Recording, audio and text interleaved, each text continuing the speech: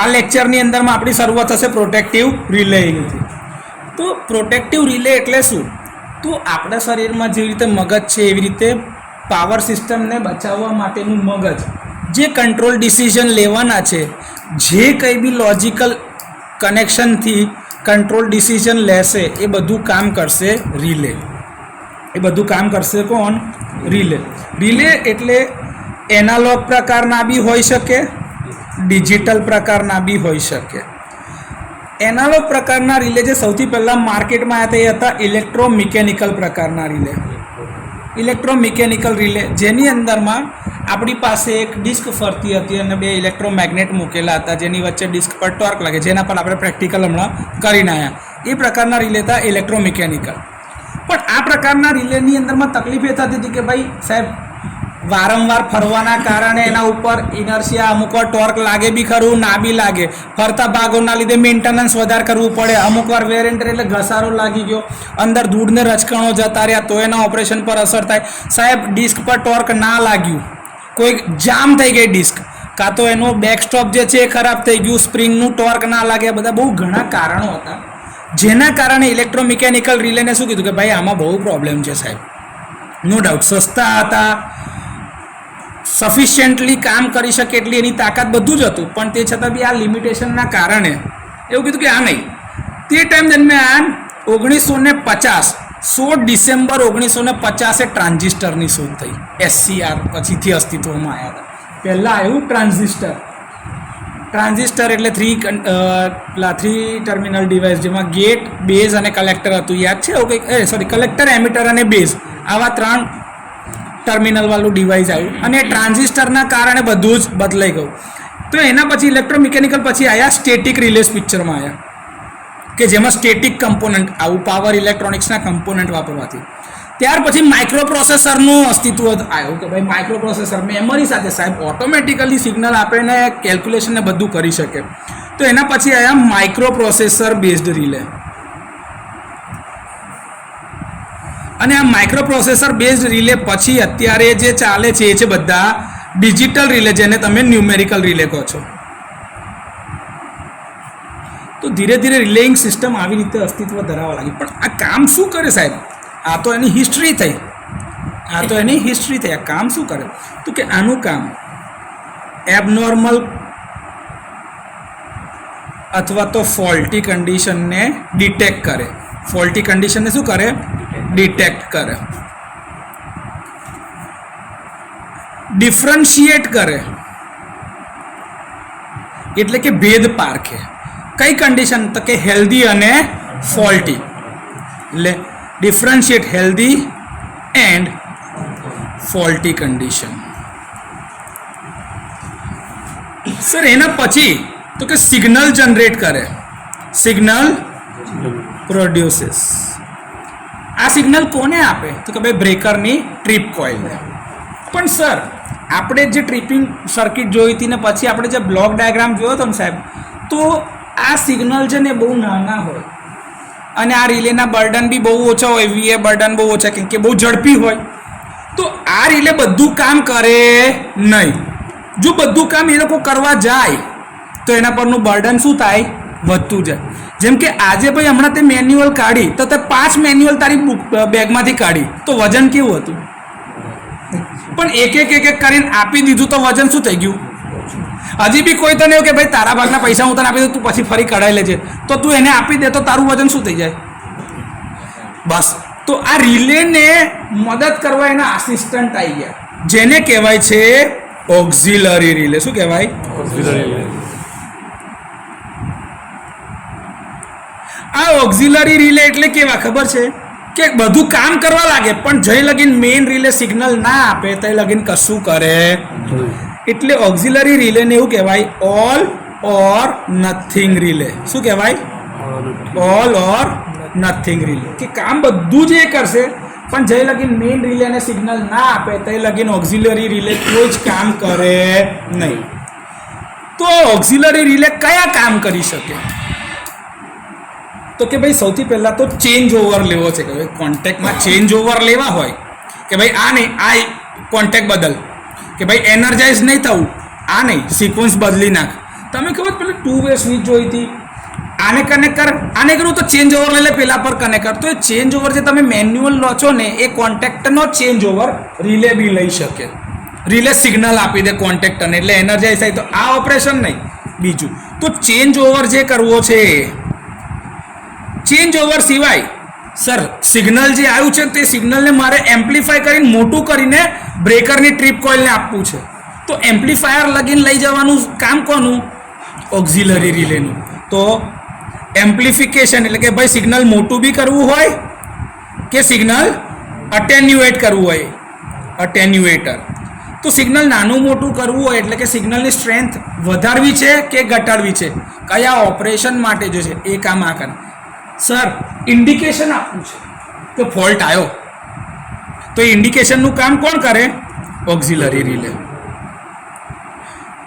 Sir status change કરવું છે, flag પાડવો છે, તો અમુક વાર ફ્લેગ રજિસ્ટર તરીકે બી આપણે એનું કામ કરવું છે, તો એ કામ બી કોણ કરે? Auxiliary relay. પેલું હૂટર વગાડો છે, ટું ટું ટું, આપણે કહે છે એસએસમાં વાગ્યા કરે, એ કામ કોનું છે? અનાઉન્સિએટર. એ સિગ્નલ કોણ આપે? મેઇન રિલે ઓક્ઝિલરીને આલે, ઓક્ઝિલરી કન્ટિન્યુઅસ એને સપ્લાય આપે, અને એટલે એની સર્કિટ ક્લોઝ થાય ને એટલે અનાઉન્સિએટર વાગ્યા જ કરે. ક્યાં સુધી? જ્યાં સુધી તમે સાયલેન્સ ના કરવા જાઓ ત્યાં સુધી. સાયલેન્સ કર્યા પછી શું કરવું પડે? ફોલ્ટ જોવો પડે કે કઈ આવે છે, પછી ફોલ્ટ એને ક્લિયર કરો. ક્લિયર કર્યા પછીથી અનાઉન્સિએટર જાય, તે લગીને અનાઉન્સિએટરનું ઇન્ડિકેશન બી નહીં જાય. તમે આ પ્રેક્ટિસ કરો છો, આ રોજનું છે. તો એ અનાઉન્સિએશનનું કામ બી આ કરો. બીજું સુપરવાઇઝ કરવાનું, બધું બરોબર છે કે નહીં જોયા કરવાનું. તો સુપરવાઇઝરી રિલે તમે તમારી ગાડીમાં જોયું ને, તો અત્યારની ગાડીઓની અંદર પેલી છે ને એક લાલ સ્વિચ ઇન્ડિકેશન કન્ટિન્યુઅસલી ચાલુ હોય કે તમારી સિસ્ટમ હેલ્ધી છે, વોચડોગ ટાઈમરની. એ શું જોયા કરે કે તમારી સર્કિટ આખી ઓકે છે, સર્કિટમાં કોઈ પ્રોબ્લેમ નથી. જ્યારે સર્કિટ ગાડી પાર્ક હાલતમાં છે, ચાલતી બી નથી, પણ તે છતાં બી એ ચેક કર્યા કરે કે ભાઈ મારી સર્કિટ ઓકે છે કે નહીં. કન્ટિન્યુઅસલી એ લાલ લાઇટ ચાલુ જ હોય. તો એ સુપરવાઇઝરી કામ કોણ કરે? Auxiliary relay. મેઇન રિલે એ બધા અમે હેરાન થાય નહીં, એને ટાઈમ આપી દીધું. ટ્રિપિંગ કામ કોણ કરે? મેઇન ટ્રિપિંગ સિગ્નલને એનર્જાઇઝ કરવાનું કામ ઓક્ઝિલરી રિલે. કેમ? એટલે બ્રેકરની કોઇલને સપ્લાય કેટલો જોઈએ? 220 વોલ્ટ ડીસી જોઈએ, કાં તો 230 વોલ્ટ એસી, 415 એસી, કંઈ બી જોઈતો હશે. એટલે કે એ નોર્મલ તમારા વોલ્ટેજ રેટિંગ કરતાં વધારનું છે, તો એનું સિગ્નલ બી કેવું જોઈશે? મોટું. તો એ સિગ્નલ મોટું કરવું, તો જો મેઇન રિલે જે સિગ્નલ આપે, તો મેઇન રિલેની સાઇઝ કેવી થઈ જાય? સાઇઝ વધી જાય તો સ્પીડ ઘટી જાય. તો રિલેની રિક્વાયરમેન્ટ જ હતી કે ભાઈ સ્પીડ તો કેવી હોય જોઈએ? Fast, quick acting. એ સચવાતી નથી. તો એ સચવાય એટલા માટે ઓક્ઝિલરી રિલે એના આસિસ્ટન્ટ તરીકે કામ કરશે. તો મેઇન રિલે છે એ બધું જ કરશે, પણ એ બધું કોની જોડે કરાવડાવશે? Auxiliary relay. ઓક્ઝિલરી રિલે બધું જ કામ કરશે, પણ જય લગીન મેઇન રિલેનો સપ્લાય નહીં હોય તે લગીન થશે ખરું? તો ઓક્ઝિલરી રિલેને એટલા માટે જ કહેવાય છે ઓલ ઓર નથિંગ રિલે. બધું જ કરશે, પણ જય લગીન મેઇન સપ્લાય નહીં આવે તો લગીન કશું કરે નહીં. ક્લિયર? કોઈ ડાઉટ આમાં? આટલું પતી ગયું. હવે પ્રોટેક્ટિવ રિલે માટેની જનરલ રિક્વાયરમેન્ટ શું કે ભાઈ મારે પ્રોટેક્ટિવ રિલે જોઈએ તો કેવી હોવી જોઈએ? ચલો સૌથી પહેલાં મને કહો જનરલ રિક્વાયરમેન્ટ્સ. આમાં તમારે વાંચવાની કોઈ જરૂરિયાત છે નહીં. General requirements of protective relay. ભાઈ ભાવેશભાઈ, મારું રિલે કેવું હોવું જોઈએ પહેલાં તમે મને કહો.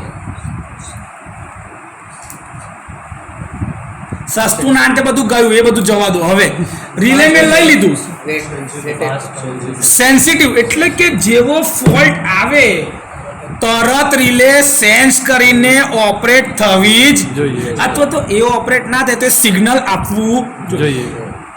બીજું એવું બી કહેવાય ને સાહેબ રિલાયેબલ, કે જ્યારે એને ઓપરેટ થવાનું છે ત્યારે તે ઓપરેટ થવું જ જોઈએ.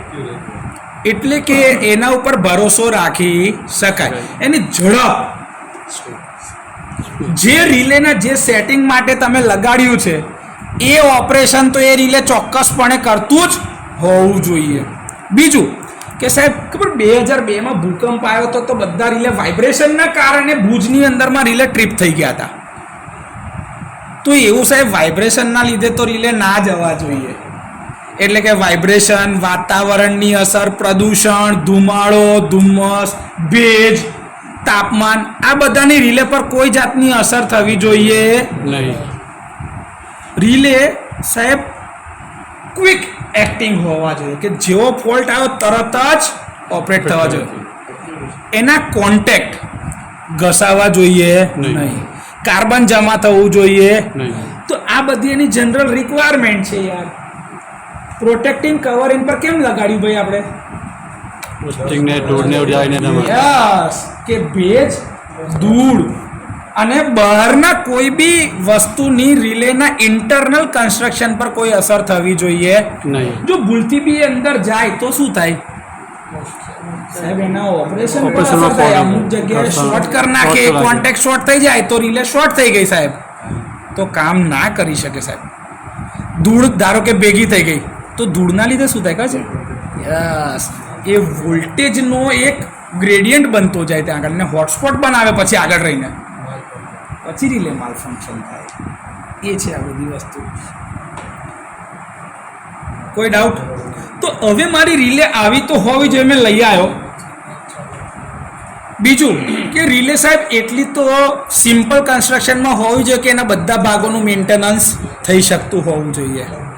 કે મારે મેન્ટેનન્સ બી તો કરવાની છે ને, અને કોઈ ભાગ ખરાબ હોય તો બદલી શકાતો હોવો જોઈએ. એટલે કે એના દરેક ભાગ મળી શકે એવા કમ્પોનન્ટ કાં તો મટીરિયલના વાપરવાના, જેથી કરીને મારે એને બદલવું પડે તો હું એ બદલી શકું. એ વ્યવસ્થા હોવી જોઈએ. ક્લિયર છે? ઓકે. તો સર આ જનરલ રિક્વાયરમેન્ટ આટલી હું સંતોષું. રિલે કેવી રીતે લાવવાની છે, એની અંદરમાં શું ગુણ હોવા જોઈએ, બધું મેં જોઈ લીધું. પણ સાહેબ રિલેનું વર્ગીકરણ મારે કરવું હોય તો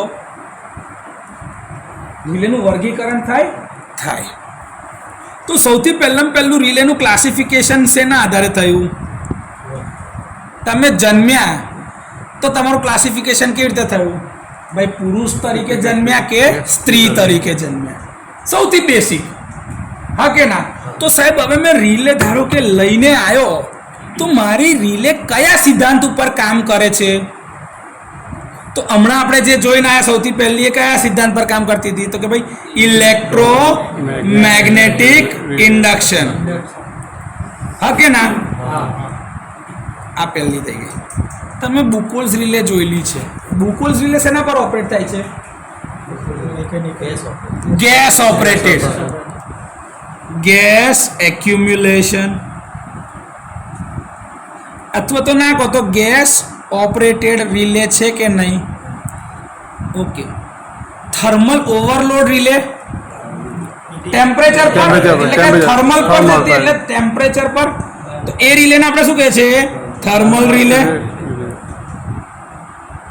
આ ઇલેક્ટ્રોમેગ્નેટિકની જગ્યા ઉપર ધારો કે મેં પરમનન્ટ મેગ્નેટ વાપર્યા હોય તો પરમનન્ટ મેગ્નેટ મૂવિંગ કોઇલ, તો પીએમએમસી ઇન્સ્ટ્રુમેન્ટ જે હતા ને એ પીએમએમસી ના સિદ્ધાંત ઉપર કામ કરે. હવે અમુક રિલે પોલરાઇઝડ હોય કે જેને પોલારિટી આપવી પડે, ડીસી સપ્લાય ઉપર કામ કરતા હોય તો એ રિલેને કહેવાય પોલરાઇઝડ રિલે. ફક્ત ને ફક્ત ડીસી સપ્લાય સાથે. પોલારિટી ડીસીમાં જ હોય, એસી સપ્લાયમાં પોલારિટી હોય જ. આ મગજમાં ફિટ કરી દેજો યાર. હજી એક મસ્તાન ઇલેક્ટ્રોડાયનામિક રિલે, એટલે કે ફ્લક્સ કન્ટિન્યુઅસલી બદલાતું હોવું, એની જોડે ફ્લક્સનું લિંકેજ કન્ટિન્યુઅસલી બદલાતું હોવું જોઈએ.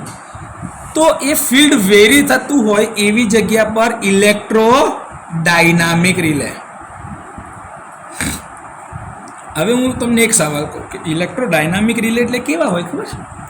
કે એમ જોવા જાય ને તો તમે ટ્રેનની અંદર છો તો પાટો એટલે જે પ્લેટફોર્મ છે એ બી સ્થિર છે, તમે સ્થિર છો, પણ તે છતાં બી તમે ડાયરેક્ટ ઉતરી જાઓ છો. શું થાય? બંને તો સ્થિર હતા પણ સર ટ્રેન તો ચાલુ હતી ને, એટલે તમારા બેની વચ્ચે કાં તો તમે સ્થિર હોવા જોઈએ તો પ્લેટફોર્મ ફરતું હોય, પ્લેટફોર્મ સ્થિર હોય તો તમે ફરતા હોય, નહીં તો બંને ફરતા હોય. આ 3 શક્યતા છે કે નહીં, તો જ EMF ઇન્ડ્યુસ. તો આ ઇલેક્ટ્રોડાયનામિક રિલે એવા હોય કે જેમાં 2 કે 2 કરતાં વધારે કોઇલ હોય અને એની વચ્ચે એવું ઇન્ટરેક્શન થતું હોય જેથી ફ્લક્સ કન્ટિન્યુઅસલી બદલાતું હોય, એને કહેવાય ડાયનામિક. ડાયનામિક એટલે દર ઇન્સ્ટન્ટ ઉપર બદલાય, જેનો ભરોસો કરાય નહીં, ઇલેક્ટ્રોડાયનામિક.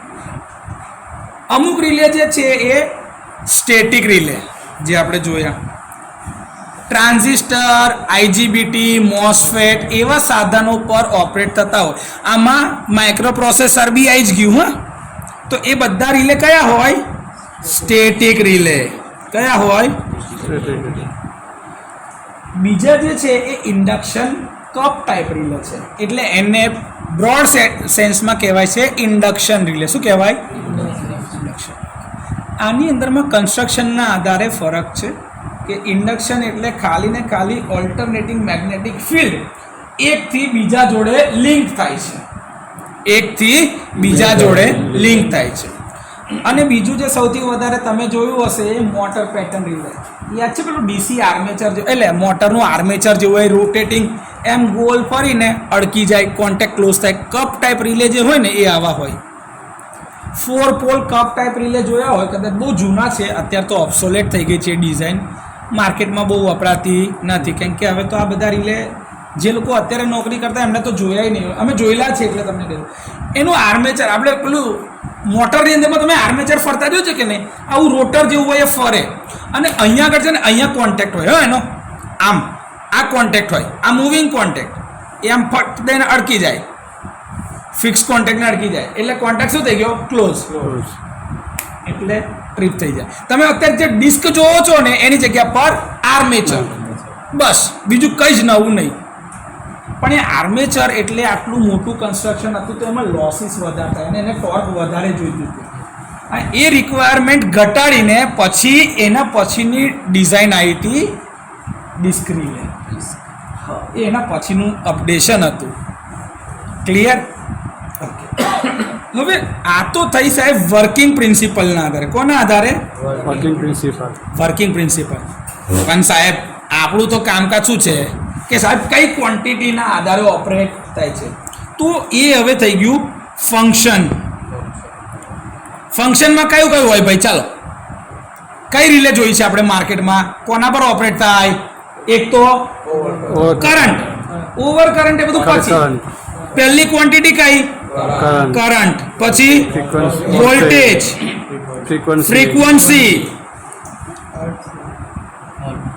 અર્થ ફોલ્ટ આવી જ ગયું, એ કરંટ જ હોય એની અંદરમાં. શોર્ટ સર્કિટ થાય એટલે કરંટ જ વધે. પછી બીજું આજે જ પ્રેક્ટિકલ તો કર્યો, રિવર્સ. પણ શું હતું એમાં? પાવર. તો પાવર ઉપર ના થાય? પાવર. ઓવરફ્લક્સિંગ થાય, સેચ્યુરેશન, મેગ્નેટાઇઝિંગ ઇન રશ, તો એ શેના પર ગયું? ફ્લક્સ. તો ફ્લક્સની ઉપર બી રિલે ઓપરેટ થાય. હજી મસ્તાન ડાયરેક્શન, પોઝિટિવમાં ઓપરેટ થાય અને નેગેટિવમાં થાય, તો એમાં આવશે ડાયરેક્શન.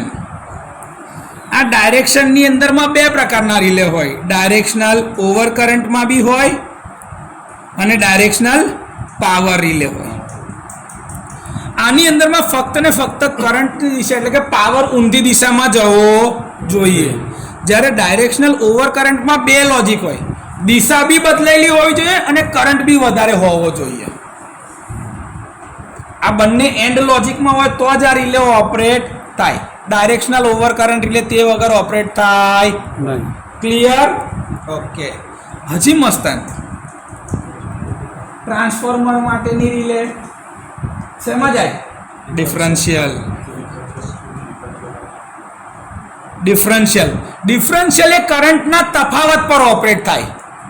બંનેના કરંટનો તફાવત I1 માઇનસ I2. સર એના સિવાય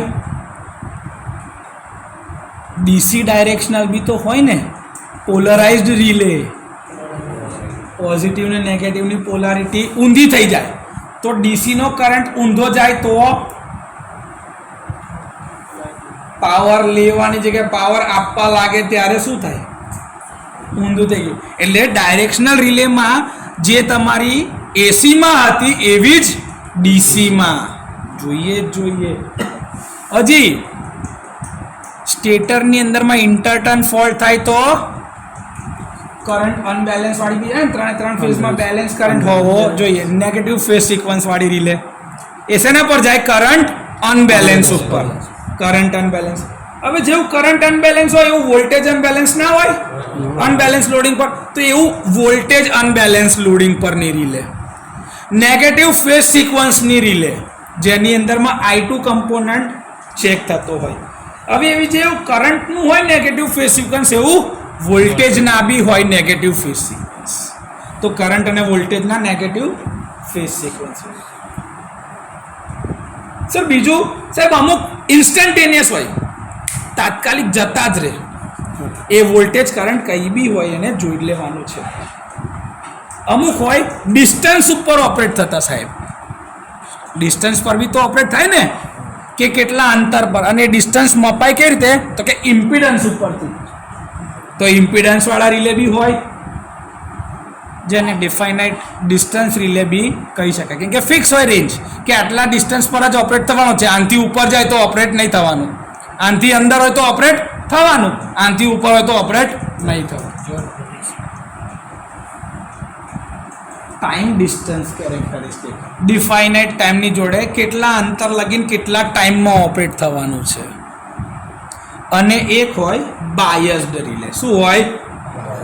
બાયસ્ડ રિલે. બાયસ એટલે એને સપ્લાય મળેલો છે, બાયસિંગ કરેલું છે પોઝિટિવ નેગેટિવનું, પણ એ સેટિંગથી જો ઉપર જાય તો રિલે તારા ટ્રીપ કમાન્ડ આપી દે.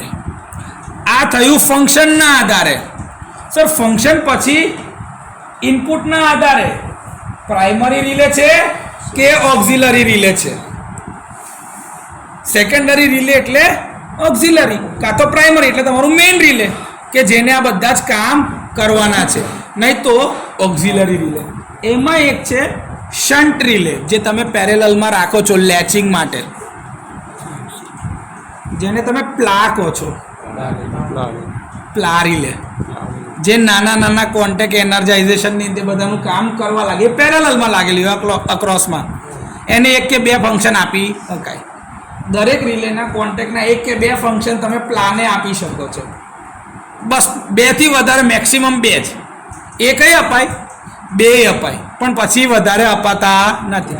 એની પોતાની બી તો કેપેસિટી જોઈએ ને, નહીં તો પ્લાના જ કોન્ટેક્ટ કરાવતી એકાદ તો પ્લા ઉડી ગઈ તો થઈ શકે છે. ભાઈ પ્લા તમે એની કેપેસિટી કરતાં વધારે આપો તો એ ના સહન કરે, એને કહેવાય શન્ટ રિલે.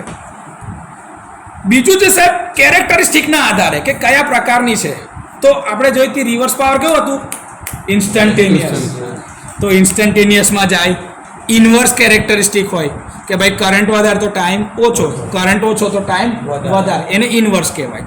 પછી હોય ચોક્કસ સમય કે સાહેબ ગમે તે થાય, ફોલ્ટ થાય એટલે 10 સેકન્ડ પછી જ જાય, તો એને કહેવાય ડિફાઇનાઇટ મિનિમમ ટાઈમ રિલે. શું કહેવાય? ડિફાઇનાઇટ મિનિમમ ટાઈમ રિલે, અથવા તો ટાઈમ લેગ બી કહી શકાય. શબ્દ વાપરવો હોય તો ડિફાઇનાઇટ મિનિમમ ટાઈમ લેગ રિલે. એ ના હોય તો સાહેબ તો ઇન્વર્સની અંદરમાં પાછો નવો ભાગ normal inverse, very inverse, extremely inverse. આમાં પાછા 2 ભાગ છે, IEEE ની કેરેક્ટરિસ્ટિક અલગ અને IEC ની કેરેક્ટરિસ્ટિક અલગ. અને આ બધા કરતા એક અલગ સાહેબ IDMT, ઇન્વર્સ અને ડિફાઇનાઇટ મિનિમમ ટાઈમ બંનેનો કોમ્બો, એને કહેવાય IDMT કેરેક્ટરિસ્ટિક. શું કહેવાય? IDMT characteristic. આટલું તમારા કામનું. આના સિવાય એક બહુ અદ્ભુત, કેમ કે ઓક્ઝિલરી રિલે ડાયરેક્ટ ચાલુ નહીં થાય. તમે કહો ને અમુક કામ એવું કહો કે ભાઈ જો કદાચ આવું થાય તો એના 10 સેકન્ડ લગીને રાહ જો, પછીથી એનું કાઉન્ટર ચાલુ થવું જોઈએ. એને કહેવાય ડિપેન્ડન્ટ ટાઈમ લેગ રિલે. શું કહેવાય? Dependent time lag relay. આવું એક ઇન્સિડન્ટ તમને કહું, ધારો કે હું એવું કહું છું કે ભાઈ ઓવરલોડ કરંટની કિંમત વધી કે નહીં, તો એ ફ્લેગ ઓન થઈ ગયો કે હા ભાઈ કરંટની કિંમત વધી. હવે એક કામ કર, 10 સેકન્ડ લગીને રાહ જો, હજી બી એટલો ઓવરલોડ ચાલુ જ છે. હા, તો બીજો ફ્લેગ ઓન થયો અને ભાઈ જો હજી બી ચાલુ હોય તો હવે ટ્રીપ આપ. તો એ થઈ ગયો ડિપેન્ડન્ટ ટાઈમ લેગ રિલે કે એક વખત ઓવર કરંટ જોયું, ઓવર કરંટ પછી 10 સેકન્ડનો ટાઈમ ડિલે જોયો, પછી ટ્રીપ આપ. તો એને કહેવાય ડિપેન્ડન્ટ ટાઈમ લેગ રિલે. એમને ટ્રિપિંગ થાય. નહીં. માઉન્ટિંગના આધારે તમે ફિક્સ બી કરી શકો છો, તમે ડ્રોપ આઉટ કાઢી બી શકો છો. તો એ માઉન્ટિંગના આધારે ડ્રો આઉટ અથવા તો પ્લગ ઇન. પ્લા રિલે શું કરો છો? Plug in. જ્યારે આજે જે રિલે જોઈ હતી એ કેવું કર્યું હતું ભાઈ? Drop out. ડ્રો આઉટ કાઢી હતી બહાર, એને ડ્રો આઉટ ટાઈપ રિલે. આ તો ક્લાસિફિકેશન પતી ગયા. આટલી રીતે રિલેનું ક્લાસિફિકેશન થશે. સર રિલેનું ક્લાસિફિકેશન ખબર પડી, રિલે કયા કયા ફંક્શન કરી શકે આ ખબર પડી, પણ સર આ બધા અમુક વાર બોલે કે characteristic quantity, energising quantity, operating time, resetting time, flag, resetting ratio, આ બધું શું છે? તો એવું કે છે રિલેની સાથે આ બધા લાગતા વળગતા ટર્મિનોલોજી એટલે કે પદ છે. તમને જો આ ખબર હોય તો તમે પ્રોટેક્શનની અંદરમાં એકબીજા સાથે વાત કરો તો આ ટર્મિનોલોજી વપરાયેલી હોય છે. તો સર હવે મને ટર્મિનોલોજી વિશેની ખબર આપી દો. આમાંથી કોઈ બી 2 કે 3 વ્યાખ્યા જીટીયુમાં પૂછાય ને લગભગ એના પરીક્ષામાં હોય છે કે વ્યાખ્યાયિત કરો અને ઉપર 3 વ્યાખ્યાઓ લખવાની હોય, એના ઓરમાં બી કદાચ બીજી 3 પૂછાઈ જાય. તો આવું કંઈક દર વખતે આવતું જતું હોય છે. તો મને ખબર હોવી જોઈએ કે ભાઈ આવું પૂછાય તો મારે એનો જવાબ શું અપાય. તો સૌથી પહેલી ડેફિનેશન છે એ છે એક એનર્જાઇઝિંગ ક્વોન્ટિટી. શું છે? Energizing. ચાલો એનર્જાઇઝિંગ ક્વોન્ટિટી એની અંદરમાં જ નામ લખેલું છે એનર્જાઇઝિંગ ક્વોન્ટિટી. ભાઈ આબી શું સમજે છે એનર્જાઇઝિંગ ક્વોન્ટિટી એટલે? નહીં, શેના ઉપર એને ઓપરેટ થવાનું છે? ધારો કે કરંટ, ધારો કે વોલ્ટેજ, ધારો કે પાવર, ધારો કે ફ્રીક્વન્સી, અંડર ઓવર એ બધું પછી લઈએ, પણ કઈ ક્વોન્ટિટી પર રિલેને ઓપરેટ થાય છે એના આધારે રિલેની એનર્જાઇઝિંગ ક્વોન્ટિટી નક્કી થાય. એટલે કે જે ક્વોન્ટિટી ઉપર રિલે ઓપરેટ થાય એને કહેવાય એનર્જાઇઝિંગ ક્વોન્ટિટી. આ એનર્જાઇઝિંગ ક્વોન્ટિટી ધારો કે કરંટ છે તો એક જ, વોલ્ટેજ હોય તો એક જ, પણ પાવર આવ્યું તો પાવર રિલેમાં કેટલા ઇનપુટ જશે? 2. કયા? વોલ્ટેજ, કરંટ અને એની વચ્ચેનો એંગલ. એસી આવ્યું તો પાવર ફેક્ટર એંગલ બી તો જાય કે નહીં? તો પાવર રિલેની અંદરમાં 2 ઇનપુટ ગયા, કરંટમાં 1 ઇનપુટ, વોલ્ટેજમાં 1 ઇનપુટ. તો સર આ એનર્જાઇઝિંગ ક્વોન્ટિટી 1 કરતાં વધારે હોય? હા હોય. 1 અથવા તો 1 કરતાં વધારે ક્વોન્ટિટી જેના આધારે રિલે એનર્જાઇઝ થાય અને ટ્રીપ સિગ્નલ આપે. ક્લિયર? ઓકે. બીજી વાત છે કેરેક્ટરિસ્ટિક ક્વોન્ટિટી. તો આ કેરેક્ટરિસ્ટિક ક્વોન્ટિટી એટલે શું? હવે તો કે ભાઈ હવે એની કેરેક્ટરિસ્ટિક જોવી પડશે કે સાહેબ કરંટ ઉપર તો ઓપરેટ થાય તો કરંટ એનર્જાઇઝિંગ ક્વોન્ટિટી થઈ, પણ એની કેરેક્ટરિસ્ટિક એટલે ઓવર કરંટમાં જશે કે અંડર કરંટમાં જશે? ઓવર વોલ્ટેજમાં જશે કે અંડર વોલ્ટેજમાં જશે? રિવર્સ પાવરમાં જશે કે ડાયરેક્શનલ પાવરમાં જશે? કઈ ક્વોન્ટિટીમાં જશે? એટલે કે વધારામાં જાય કે ઓછામાં જાય? એને કહેવાય કેરેક્ટરિસ્ટિક. તો એવું કહે છે કે ક્વોન્ટિટી જેની કિંમત રિલેનું ઓપરેશન નક્કી કરે છે તેને કેરેક્ટરિસ્ટિક ક્વોન્ટિટી કહેવાય. કે ભાઈ એનર્જાઇઝિંગ ક્વોન્ટિટી કરંટ છે પણ એનું મૂલ્ય 5 એમ્પિયર કરતાં વધ્યું તો ઓપરેટ થવું જોઈએ. તો એ 5 એમ્પિયરની જે કહેવાય એને કહેવાય કેરેક્ટરિસ્ટિક ક્વોન્ટિટી. મૂલ્ય સાથેની એનર્જાઇઝિંગ ક્વોન્ટિટી. કેરેક્ટરિસ્ટિક એટલે શું? કેરેક્ટરિસ્ટિક ક્વોન્ટિટીને યાદ રાખવા માટે સૌથી વધારે ઇઝી કે ભાઈ મેગ્નિટ્યુડ કહેવું પડે પ્લસ એનર્જાઇઝિંગ ક્વોન્ટિટી. તો over current over voltage, under current under voltage, over frequency reverse power, આવું જે તમે બોલો છો ને એને કહેવાય કેરેક્ટરિસ્ટિક ક્વોન્ટિટી. છે એનર્જાઇઝિંગ ક્વોન્ટિટી પણ હવે એને કેરેક્ટરિસ્ટિક શું લાગ્યું, એને પીછું લાગી ગયું. કયું? ઓવરમાં છે કે અંડરમાં છે, રિવર્સ છે કે ફોરવર્ડ છે. તમે જે નક્કી કરશો ને એ આ છે. પરીક્ષાની અંદરમાં સૌથી વધારે કન્ફ્યુઝન જે થાય છે ને આમાં થાય. મેં પૂછ્યું હોય કેરેક્ટરિસ્ટિક ક્વોન્ટિટી, તમે લખીને આવો એનર્જાઇઝિંગ, ને પછી લડવા આવવાનું થાય. સોર બરોબર તો લખ્યું છે જો ને કરંટ, પણ બેટા કેરેક્ટરિસ્ટિક એટલે મેગ્નિટ્યુડ પ્લસ એનર્જાઇઝિંગ ક્વોન્ટિટી. એક એને પીછું લાગેલું છે કે ભાઈ ઓવર કરંટમાં જશે કે અંડર કરંટમાં જશે. આ તફાવત જ્યાં સુધી નહીં ચોક્કસ કરો ત્યાં લગીને સાચું પડે નહીં. ઓકે સર, હવે આ ધારો કે ખબર પડી તો તમે સાહેબ રિલેની અંદરમાં પેલું કરતા હતા કે ડાયલને ફેરવતા હતા કાં તો પ્લગ બદલતા હતા, એટલે કે સેટિંગની વેલ્યુ ચેન્જ કરતા હતા. તો કે સાહેબ સેટિંગ વેલ્યુ એટલે તો કે એનર્જાઇઝિંગ ક્વોન્ટિટી અથવા તો કેરેક્ટરિસ્ટિક ક્વોન્ટિટી જે કિંમત ઉપર રિલે ઓપરેટ થાય એને કહેવાય એની સેટિંગ વેલ્યુ. સેટિંગ વેલ્યુ એક બી હોય અથવા તો એક કરતાં વધારે બી હોય. યાદ કરો, ટાઈમ ડાયલ સેટિંગ અને પ્લગ સેટિંગ, બે સેટિંગ બદલ્યા જેના કારણે તમને ટાઈમ ઓફ ઓપરેશન મળ્યો, રિલેનું ટ્રીપ કમાન્ડ મળે છે ત્યારે ગણી શકાય છે એવું. તો ત્રીજી વસ્તુ જે હતી ને આ સેટિંગ વેલ્યુ એટલે કે એનર્જાઇઝિંગ ક્વોન્ટિટી અથવા તો કેરેક્ટરિસ્ટિક ક્વોન્ટિટીની એવી કોઈ કિંમત અથવા તો રેન્જ કે જેના આધારે રિલેનું ઓપરેશન થઈ શકે. હવે આપણી પાસે તમે ટાઈમ ડાયલની ઉપર શું હતું, એક જ થોડી હતું, પ્લગ સેટિંગ એક જ થોડી હતું. જો એક જ આપ્યું હોય તો મારે અગર ધારો કે કરંટ વધી જાય, રોજે રોજે લોડ તો વધે જ છે, કરંટ વધે તો મારે રિલે રોજે બદલ કરવાની, વાયરિંગ રોજે કરવાનું. એના માટે થઈને લોકો શીખી ગયા કે ભાઈ સેટિંગ એક ના અપાય, એક કરતાં વધારે સેટિંગ આપવા પડે. એટલે શું આપ્યું? સેટિંગની રેન્જ. શું આપ્યું? સેટિંગની રેન્જ. એને કહેવાય સેટિંગની રેન્જ કે જેમાં એક કરતાં વધારે કિંમતો પર રિલેનું ઓપરેશન સેટ કરી શકાય.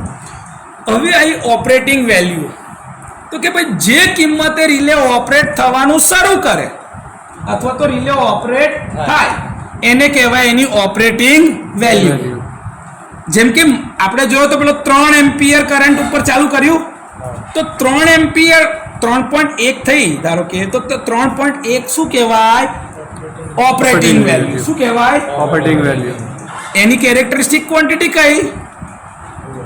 ઓવર કરંટ, મૂલ્યની સાથે કરંટ. એનર્જાઇઝિંગ ક્વોન્ટિટી કઈ? કરંટ. તફાવત સમજો.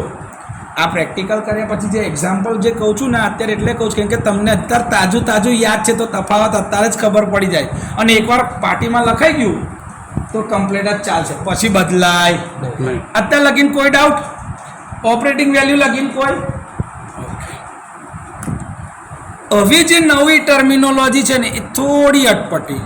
એનું નામ છે ડિસએન્ગેજિંગ વેલ્યુ. શું છે? ડિસએન્ગેજિંગ વેલ્યુ.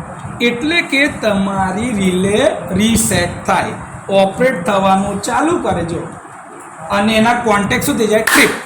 એટલે રિલે શું થઈ ગઈ? ડિસએન્ગેજ, છૂટી પડી ગઈ.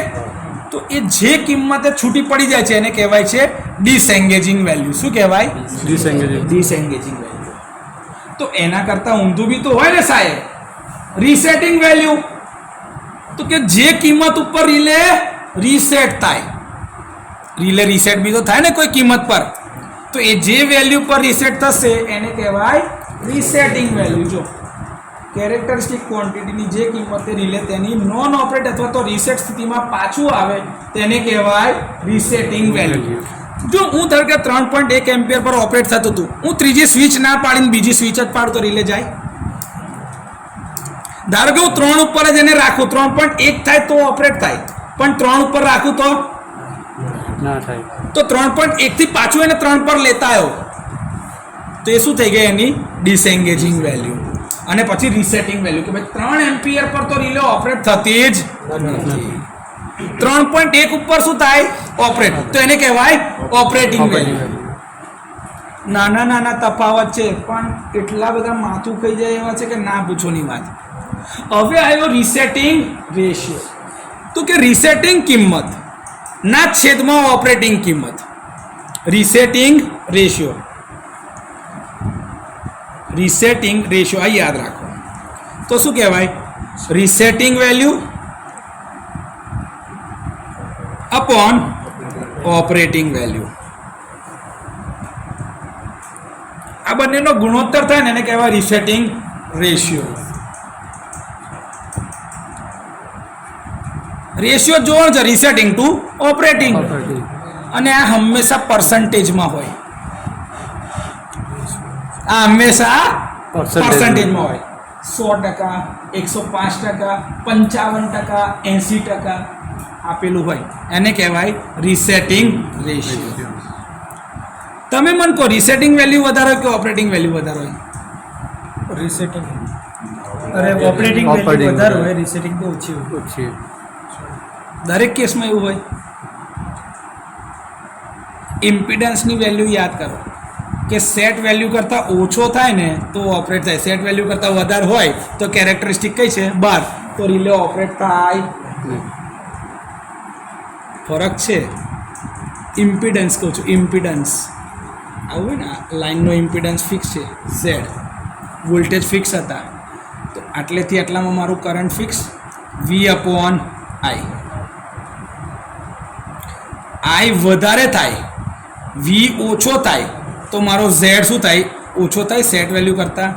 તો ફોલ્ટ કઈ છે? અંદર.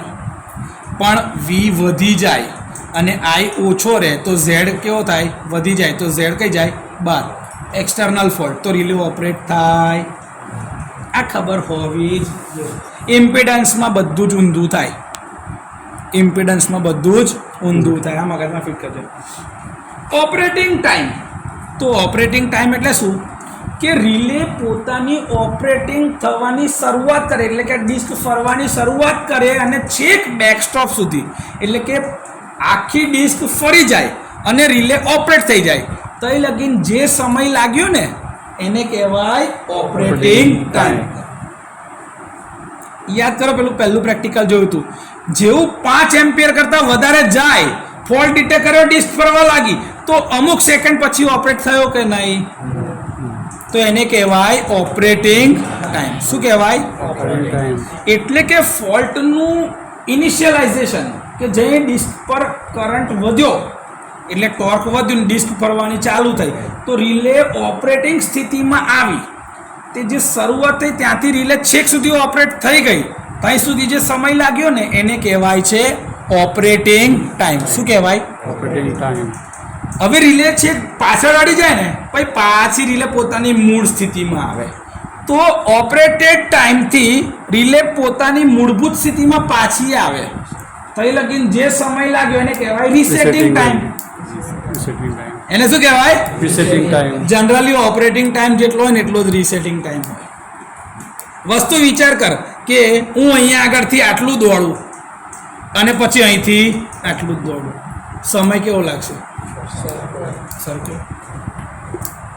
જનરલી એક સરખા હોય. બહુ રેર કેસમાં આમાં તફાવત હોઈ શકે પણ જનરલી સરખા જ હોય. તો બીજું છે રીસેટિંગ ટાઈમ કે ભાઈ ઓપરેટ થયેલી સ્થિતિથી પોતાની મૂળભૂત સ્થિતિ એટલે કે નોન ઓપરેટિંગ સ્થિતિ સુધી પહોંચવા માટે જે સમય લાગે એને રીસેટિંગ ટાઈમ કહેવાય. ક્લિયર? કેટલું સિમ્પલ છે પણ આ બધું ભેગું થશે ને તારે મજા આવશે. થઈ ગયું? હવે આવ્યો મેક્સિમમ ટોર્ક એંગલ, જેને કહેવાય છે ફેઝ કમ્પન્સેશન. તો કે એક એવો એંગલ કે જેના ઉપર રિલે પર મહત્તમ ટોર્ક લાગે છે અને રિલે ટ્રીપ કમાન્ડ આપે છે. એંગલ. હવે આ જે છે ને એ ટોર્ક માટેનું ઇક્વેશન છે. અને આ ટોર્ક હંમેશા મૂવિંગ રિલે જે હોય ને, એટલે કે ઇલેક્ટ્રોમિકેનિકલ રિલે ત્યાં સુધી જ સીમિત છે. સ્ટેટિક રિલેમાં કોઈ ફરતા ભાગ હોય નહીં, ડિજિટલ રિલેમાં કોઈ ફરતા ભાગ હોય નહીં, નહીં. માઇક્રોપ્રોસેસર બેઝ રિલેમાં નહીં. એટલે આ ફક્ત ને ફક્ત ઇલેક્ટ્રોમિકેનિકલ રિલે માટે સાચું છે. જ્યાં આગળ એના ઉપર એક એવી ક્વોન્ટિટી પર કે જેના પર એના પર મહત્તમ ટોર્ક લગાડે ડિસ્ક ઉપર, કે ડિસ્કની ઉપર વજન આપે કે ભાઈ ફોર, તો એક એવો એંગલ. હવે એંગલ માટે હંમેશા શું જોઈએ? ખૂણો ફાઈ. એમનેમ તો એંગલ મળવાનો નથી, એના માટે હોય વોલ્ટેજ અને કરંટ બંનેના ઇનપુટ જોઈએ, તો જ બેની વચ્ચે એક ખૂણો બને ને. તો રિલે ટર્મિનલ પર માપવામાં આવેલ વોલ્ટેજ અને કરંટ વચ્ચેના ફેઝ એંગલ કે જેના પર રિલે પર મહત્તમ ટોર્ક લાગે એને કહેવાય મેક્સિમમ ટોર્ક એંગલ. આ ખાસ ધ્યાન રાખજો. મેં તો કન્ફ્યુઝ કરવા માટે છોકરાને પૂછ્યું કે ભાઈ સ્ટેટિક રિલેનો મેક્સિમમ ટોર્ક એંગલ કેટલો? 0 ડિગ્રી, 45 ડિગ્રી, 90 ડિગ્રી કે 180 ડિગ્રી? છોકરો જવાબ આપે યાર. એટલે મારે કહેવું પડે બેટા સ્ટેટિક રિલે છે, સ્ટેટિક રિલે પર મેક્સિમમ ટોર્ક એંગલ હોય ના હોય. કેમ? કોઈ ફરતું ભાગ જ નથી યાર. ટ્રાન્સફોર્મરની ઝડપ કેટલી?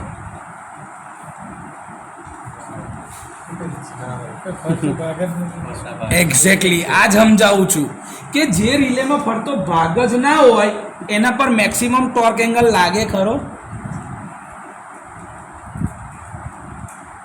ટોર્ક હંમેશા ગતિ સાથે રિલેટેડ છે, કે એક ધરીને પકડીને લાગતી ઝડપ, લાગતું બળ, તો એને કહેવાય ટોર્ક. જ્યારે ફરતા ભાગ જ નહીં સાહેબ સ્ટેટિક રિલેમાં, તો એનું ટોર્ક એંગલ હોય ખરો? આ અમુક મારી પાસે છે ને ક્રોસ ચેક છે, કે મેં ચેક કરું કે છોકરાએ કેટલું એસજીપી શીખી લીધું છે.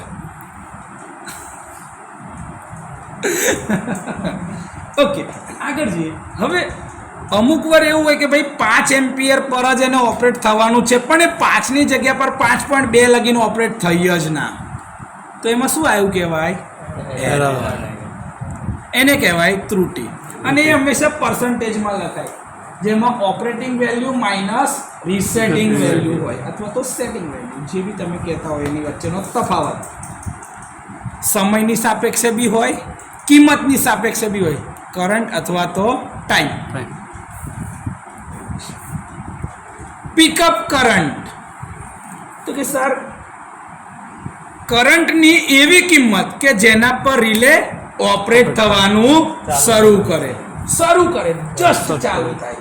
કે 3 એમ્પિયર લગીન નહોતું પડતું અને જેવું 3.1 થયું તો રિલે ટ્રીપ થવાનું ચાલુ, એટલે પેલી ડિસ્ક ફરવાનું શરૂ થયું. તો જે ઓછામાં ઓછા કરંટ ઉપર રિલે ઓપરેટ થવાનું ચાલુ કરે એને કહેવાય પિકઅપ કરંટ. શું કહેવાય? ક્લિયર? આમાં કોઈ ડાઉટ? સર પણ આ પિકઅપ કરંટ હોય એના માટે બી કરંટના સેટિંગ આપેલા છે, 50%, 75%, 100%. તો ઓપરેટિંગ થવા માટે પિકઅપ કરંટને એડજસ્ટ કરવા માટે આપેલા અલગ અલગ પર્સન્ટેજને સેટિંગ વેલ્યુ કહેવાય, અથવા તો સેટિંગની રેન્જ કહેવાય. કોના માટે? તો કે કરંટ માટે કહેવાય ને. તમે શું કર્યું યાદ કરો પ્રેક્ટિકલમાં? 125% કે 150% શું કરતા હતા? ઓપરેટિંગ કરંટની સેટ કિંમત કરી હતી, તો એનું સેટિંગ બદલતા હતા ને, તો એને શું કહેવાય? Current setting. શું કહેવાય? Current setting. ક્લિયર? પિકઅપ પરથી શું આવ્યું? કરંટ સેટિંગ, જેને કહેવાય છે પ્લગ સેટિંગ. શું કહેવાય? Plug setting. Plug setting. હવે આ પ્લગ સેટિંગના આધારે એક નવો ભય આવી ગયો, પ્લગ સેટિંગ મલ્ટીપ્લાયર. શું આવ્યું? Plug setting multiplier. PSM, plug setting multiplier. આ અત્યારથી યાદ રાખો, કેમ કે આના પરના દાખલાને બધું પૂછાય. સૌથી ઇમ્પોર્ટન્ટ વસ્તુ આ છે.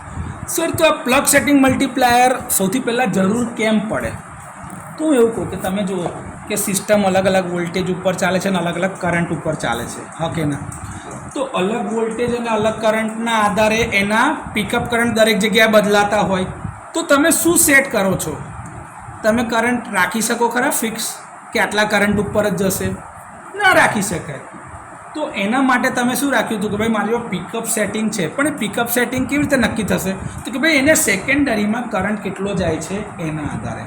તો આ મારો પ્રાઇમરીમાં ફોલ્ટ થયો, ફોલ્ટ, તો એ ટાઈમે મારો એક કરંટ જતો હશે, હા કે ના? એને મારે કેના વડે ભાગવું પડશે કે ભાઈ કેટલા ટકા કરંટ ગયો, એટલે પ્લગ સેટિંગ, હા કે ના?